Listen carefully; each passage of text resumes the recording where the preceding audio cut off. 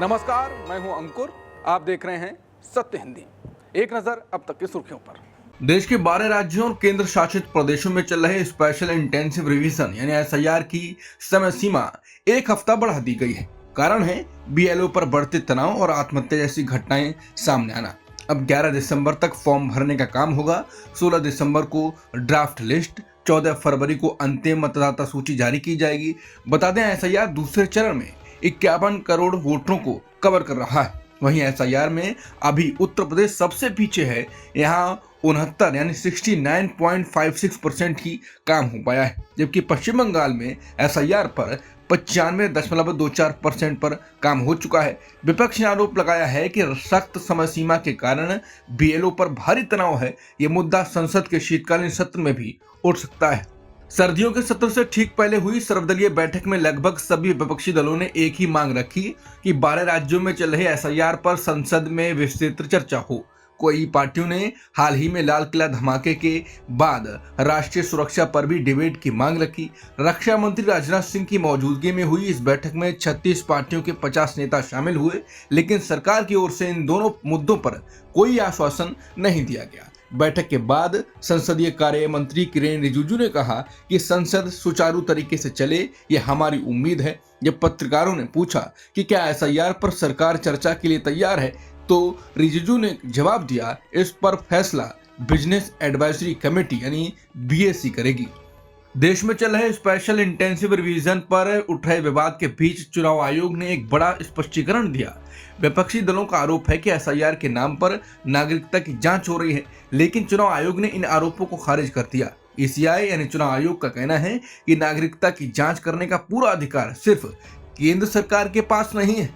केंद्र का अधिकार सिर्फ एक मामले तक सीमित है। अगर किसी भारतीय ने अपनी मर्जी से विदेश की नागरिकता ली है, तो केंद्र ये तय कर सकता है कि उसकी भारतीय नागरिकता खत्म होनी चाहिए या नहीं। ये अधिकार सिटीजनशिप एक्ट 1955 की धारा 9 से आता है। ईसीआई ने कहा कि नागरिकता से जुड़े बाकी मामलों की जांच अन्य संस्थाएं और अधिकारी भी कर सकते हैं। वोटर लिस्ट में नाम जोड़ने के लिए नागरिकता की पुष्टि करना चुनाव आयोग के अधिकार में आता है। चुनाव आयोग ने कहा कि एसआईआर का मकसद नागरिकता छीनना नहीं है, सिर्फ ये देखना है कि वोटर लिस्ट में नाम जोड़ने के लिए व्यक्ति भारतीय है या नहीं। ये प्रक्रिया संविधान के आर्टिकल 326 के तहत जरूरी है। वहीं तमिलनाडु, केरल और बंगाल के कई विपक्षी दलों का आरोप है कि एसआईआर को एनआरसी जैसा बना दिया गया है और चुनाव आयोग सरकार के इशारे पर सिटीजनशिप स्क्रीनिंग कर रहा है। सरकार 1 दिसंबर को लोकसभा में 2 बड़े बिल पेश करने वाली है। इनका मकसद तंबाकू, सिगरेट, गुटखा और पान मसाला जैसी सिन गुड्स पर नया टैक्स लगाना है। जो बिल पेश होंगे वो हैं सेंट्रल एक्साइज अमेंडमेंट बिल 2025। अभी तंबाकू उत्पादों पर जीएसटी कंपनसेशन सेस लगता है। ये बिल उसी की जगह लेगा और सरकार को अधिकार देगा कि वो तंबाकू पर एक्साइज ड्यूटी बढ़ा सके। यानी आगे चलकर सिगरेट, हुक्का, जर्दा चबाने वाला तंबाकू सब पर टैक्स और बढ़ सकता है। दूसरा, हेल्थ सिक्योरिटी से नेशनल सिक्योरिटी सेस बिल 2025। पान मसाला पर एक नया विशेष सेस लगेगा। सरकार चाहे तो भविष्य में और भी प्रोडक्ट्स को इस लिस्ट में शामिल कर सकती है। इस सेस का पैसा स्वास्थ्य और राष्ट्रीय सुरक्षा के लिए उपयोग होगा। तमाम सिन गुड्स पर अब जीएसटी का सबसे ऊंचा स्लैब 40% लगेगा। इसके अलावा तंबाकू पर जीएसटी प्लस एक्साइज ड्यूटी और पान मसाला पर जीएसटी प्लस नया सेस लगेगा। फैक्ट्रियों को अपनी सभी मशीनें और उत्पादन की जानकारी सरकार को स्वघोषणा में देनी होगी। सेस हर फैक्ट्री के हिसाब से अलग अलग कैलकुलेट किया जाएगा। कांग्रेस की संसदीय रणनीति समूह की बैठक रविवार को हुई। इस बैठक में सरकार के साथ ऑल पार्टी मीटिंग और लोकसभा की बिजनेस एडवाइजरी कमेटी में हुई चर्चा को आगे बढ़ाया गया। बीएससी की बैठक में केंद्र सरकार ने बताया कि वो संसद में राष्ट्रीय गीत वंदे मातरम के 150 साल पूरे होने पर चर्चा चाहती है, लेकिन विपक्ष ने साफ कहा कि सबसे पहले 12 राज्यों और 3 केंद्र शासित प्रदेशों में चल रही एसआईआर पर चर्चा होनी चाहिए। विपक्ष का तर्क है कि एसआईआर की प्रक्रिया को लेकर कई गंभीर सवाल हैं। बीएलओ पर दबाव और काम का भार है। नागरिकता की जांच के नाम पर दुरुपयोग का डर है। कई राज्यों में राजनीतिक विवाद बढ़ रहे हैं। विपक्ष ने जोर देकर कहा कि पहले एसआईआर पर चर्चा हो, उसके बाद ही किसी और विषय पर। कांग्रेस वर्किंग कमेटी के सदस्य और सांसद शशि थरूर पार्टी की रणनीतिक मीटिंग में शामिल नहीं हो सके। यह बैठक कांग्रेस की शीर्ष नेता सोनिया गांधी ने संसद के शीतकालीन सत्र को लेकर बुलाई थी।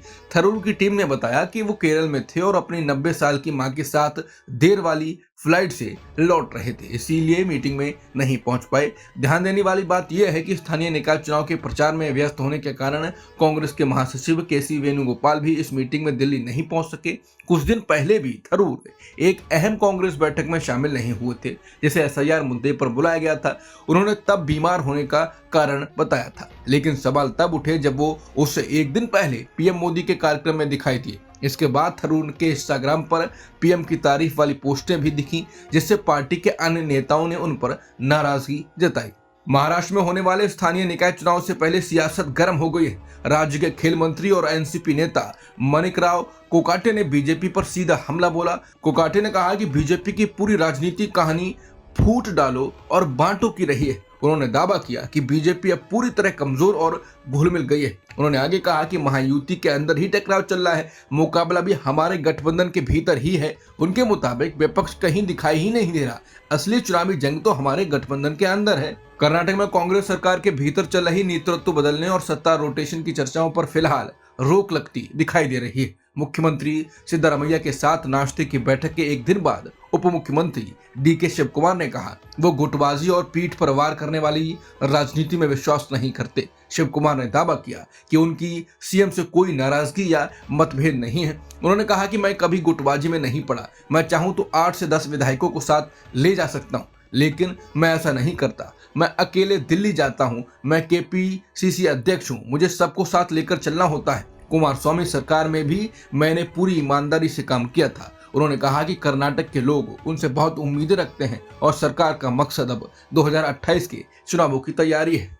सुप्रीम कोर्ट के जज जस्टिस बीवी नागरत्ना ने एक महत्वपूर्ण टिप्पणी की। उन्होंने कहा कि न्यायिक फैसले रेत पर नहीं बल्कि स्याही से लिखे जाते हैं, इसलिए उन्हें बाद में आने वाली बेंचें यूं ही खारिज नहीं कर सकती, खासकर तब जब फैसला लिखने वाले जज रिटायर हो चुके हों। उनका यह बयान हाल ही में सुप्रीम कोर्ट द्वारा कई पुराने फैसलों को पलटने के बाद आया। उन्होंने कहा कि फैसले गहरे विचार विमर्श और कानूनी प्रक्रिया से बनते हैं, इसलिए उन्हें हल्के में बार बार उलट देना ठीक नहीं। उदाहरण के तौर पर हाल में पलटा गया वनाशक्ति फैसला भी चर्चा में रहा। इस फैसले ने पर्यावरण मंजूरी मिलने के बाद से पहले किए गए उल्लंघनों को रोकने का आदेश दिया था, लेकिन नई बेंच ने इसे बदल दिया। जस्टिस नागरत्ना के अनुसार न्याय व्यवस्था की स्थिरता जरूरी है, नहीं तो जनता का भरोसा कमजोर पड़ जाता है। तमिलनाडु और पुडुचेरी के लिए राहत की खबर है। साइक्लोन दित्वा अब कमजोर होकर डीप डिप्रेशन में बदल गया है। मौसम विभाग के मुताबिक ये सिस्टम सोमवार सुबह तक दक्षिण पश्चिम बंगाल की खाड़ी में तटीय तमिलनाडु और पुडुचेरी से लगभग 20 किलोमीटर की दूरी पर